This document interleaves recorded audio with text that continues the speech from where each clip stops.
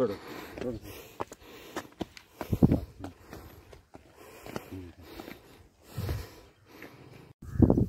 हे काम करताना वरच्या खड्ड्यामध्ये वर झाड लावलं आपण, तर ते झाड लावताना आपण इथली चारी उमराजवळची खोल करून त्याची माती नेऊन त्या झाडाला टाकलेली आहे, म्हणजे चारी पण खोल झाली आणि झाडाला पण माती मिळाली.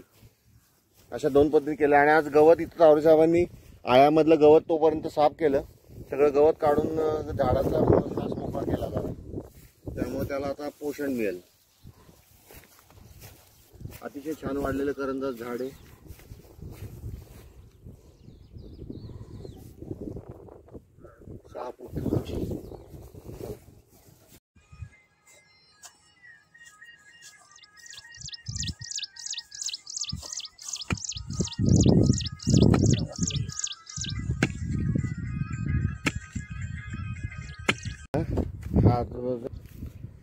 परवा दिवशी आपल्याला सुवर्णनगरी सोसायटी मधील एक वडाचं झाड मिळालं होतं, आपण ते तळ्यामध्ये ठेवलं होतं. आज त्याला वर आणून आधीचा खड्डा उमरासाठी जो तयार होता त्याच्यामध्ये आपल्याला वडाचं झाड लावायला लागले, कारण जर उशीर झाला आपण थांबत नाही.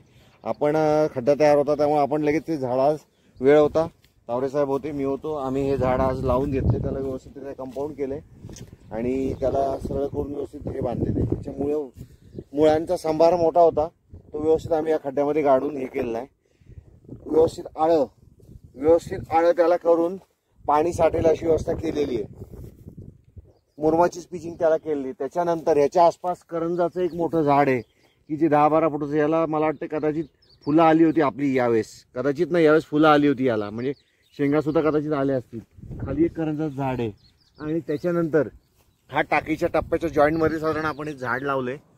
वर बरीचशी झाडं आहेत, त्यात फुटलेला वड आहे नवीन, जो आपण वड एक 15-20 दिवसापूर्वी किंवा महिन्यापूर्वी लावला होता, तो अतिशय सुंदररित्या फुटलेला आहे. त्याची पानं अतिशय चांगली आहेत. त्याच्या उजव्या हाताला खाली पिंपळ आहे. अतिशय सुंदररित्या झाडं वाढतात. आणि आज निसर्ग चांगला फुललेला आहे. जी जांभळ्या कलरची फुलं आहेत, चॉकलेटी जांभळ्या कलरची, ती बऱ्याच ठिकाणी आणि बऱ्याच प्रमाणात उमललेली दिसत आहेत. कदाचित ती म्हणत असतील की तुम्ही असंच काम करा, आम्ही तुम्हाला असंच फुलून आमच्या संमती देतो इथल्या कामाला. अतिशय सुंदररीत्या ही वनस्पती उगवलेली आहे. 5 फुलं इथे आहेत, 2 फुलं तिथे आहेत.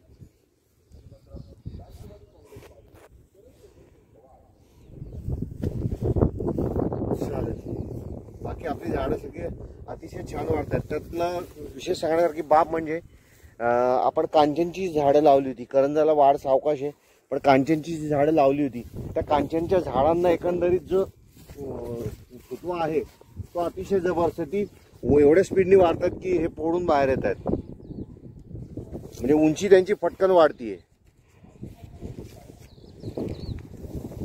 म्हणजे कांचनला डोंगर मानवलं आणि डोंगराला कांचन मानवलेलं आहे.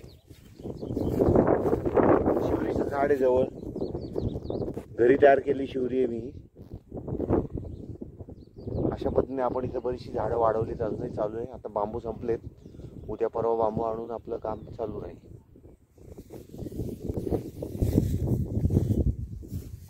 चला